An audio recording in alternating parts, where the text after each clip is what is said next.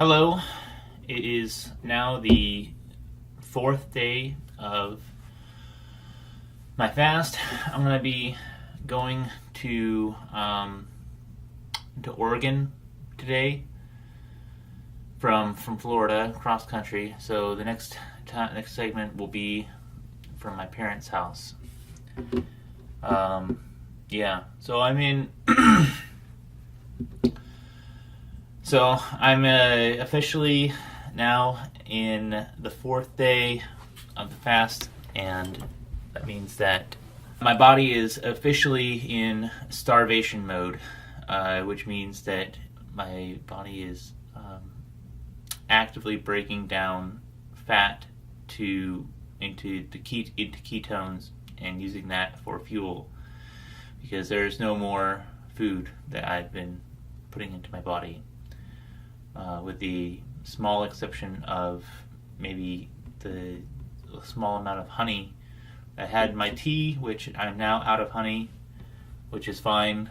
So the reason to fast is I think I mentioned I'm a Christian, and other religions and stuff like that have very fast. I know I mentioned Ramadan, which is a little bit different way that they do things than the way that I'm doing this. I think the most famous fasts that were recorded would be the 40-day fast, which is supposed to be the longest period of time the human body can go without food before dying. Moses did a 40-day fast up on Mount Sinai when he was in his 80s. And there's some talk about that God supernaturally preserved Moses on Mount Sinai during that time, and then at the end of that's when Moses came down with the 2 tablets of stone that had the 10 Commandments written by God, and then he went and smashed those when he saw the golden calf that the sons of Israel had made. Which Aaron, they had basically kind of coerced Aaron, Moses' brother, into making. All of that is done in the presence of God's Shekinah glory that's visible on Mount Sinai. Like the sons of Israel are there camped around Mount Sinai, and they can actively see the cloud, the storm cloud that has been guiding them through the desert, who went at their back and protected them while they crossed through the Red Sea, and so it's an active reminder that's visibly there. They have a physical representation of God there for them in the cloud that's on the mountain that they're camped around. And yet they still need a different physical representation of God that they need to make for themselves. Which is, I don't know, there's just a lot of things that are baffling about the people's behavior in that story. But I mean, there's a lot of things that are baffling about human behavior throughout history, when it comes to our relationship with God, and you would think that it would be obvious that you would just act a certain way, like, oh, there's God's cloud. Let's turn our attention and bow down and worship in the direction of the cloud, and construct altars with smoke, going up, and hopefully the smoke goes and joins up the cloud and stuff like that. But instead they go and they create this whole other thing, and then God causes a plague that ends up causing people to die, and then Moses has to run through the assembly of people with this censer, and people have to get on the one side of the smoke, and anybody that's not on the one side of the smoke ends up dying. And there's like this plague of wave of death. So So there's that fast, and then the other fast that is famous, I guess, is Jesus' fast after he is baptized by John the Baptist. And so after there's the whole, that's kind of the very, very beginning of Jesus' ministry on earth. Jesus goes out into the wilderness and fasts for 40 days. And Satan comes to Jesus and tempts him 3 times by asking him 3 different questions. He appeals to his physical body by saying, "Oh, Jesus, you are the Son of God and you can do anything you want. Why don't you nourish your own body by turning these stones into bread and eating them?" I'm experiencing hunger,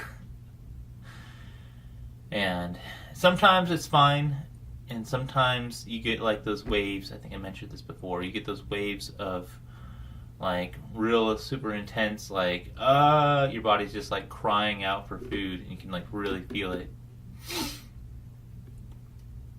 And then other times you're just kind of like going throughout your day, and you're just like, yeah, whatever, you're feeling fine, and you just kind of have to push through those periods of temptation. I don't know if you are offered food more often, or you're just, when you're fasting, you're just more aware of when people offer you food, and you're just like, and it's just, anytime someone offers you food, it's like a little temptation just right there to break the fast, and you're like, oh man, I'm so hungry, thank you for offering me food, and I'm like, yes, I want it so much, thank you. But it's like when you're just going throughout your day, not fasting, sometimes people offer you food, but people don't normally, seems like they offer you food. The second temptation by Jesus is to throw himself off the temple and have the angels go and rescue him.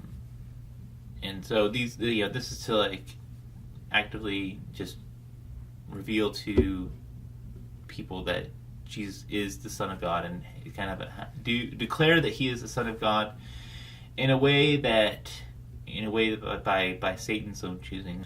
I mean, Jesus does declare himself to be the Son of God on multiple occasions. Like later on in the temple, when there's the reading from Ezekiel, I think it is, when Jesus reads it, and that he's like, this day, this prophecy has been fulfilled in your hearing. And then he goes and he sits down. Oh, my clothes are done. He goes and he sits down, and people are just kind of like sitting there, like with their jaws kind of like open, like, and it's not as, and it's like, people are like, oh, this guy just like really declared himself to be the Messiah. So Jesus like tells people that he's the Son of God, but he doesn't reveal his glory. So, and then the third temptation by Satan is that he just straight up asks Jesus to bow down and worship him, and then he's going to grant him the whole world, possession of the whole world, and which is why Jesus came in the beginning. It's funny. Satan offers Jesus what he came there to, but he's like, and that's what Satan really wants. He just wants to be worshipped like God, even though he's not God. It's funny.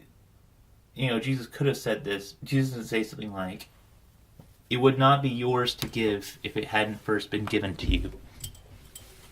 Kind of like how he talks to Pilate, when he's getting ready to be crucified, you wouldn't have the authority to put me to death. God puts all leaders in charge, which is interesting when you think about some of the more evil dictators that have existed in the world. A lot of evil leaders, but those people will be held accountable for their actions and what they've done with the position that was granted to them. So, you know. And, sometimes God, it's funny, God will go and raise up a leader, the evil leader, to judge a nation, and then immediately will turn right around and judge that leader for being evil right afterwards. So if you're thinking about fasting just to lose weight, and that's something I've been doing, is just kind of showing the progression of my stomach and my body kind of like slowly shrinking as my body kind of digests the fat that's stored there. I would recommend not doing that. Don't, fasting is not a good way. It's not a good weight loss program. It's it's meant to be a spiritual exercise. If you want to have a weight loss program, go out, eat a salad, and exercise. It's not that difficult, so if that's what you're thinking. But if you're trying to get a better, deeper understanding, connection with God, go fasting. Fasting helps build self-control, which would help maintain habits that would lead you to adhering. That would help you adhere to a weight loss program. Healthy eating, which is always good.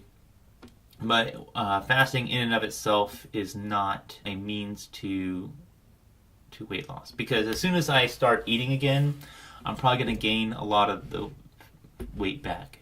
That's kind of what happens. The first time I did a full 10-day fast, I lost a lot of weight, and I just kind of kept a lot. But a lot of that was weight that I had put on from drinking excessive amounts of beer, which was not healthy. This is only day 4, and we got 6 more days to go. Ugh. It's rough. It's rough, man. Sometimes rougher, some points rougher than others, but I have to, you just have to sit and think about that that there are benefits that I'm going to be reaping throughout the year and the rest of my life from doing this. That's it for today. I'll go and show you what I look like.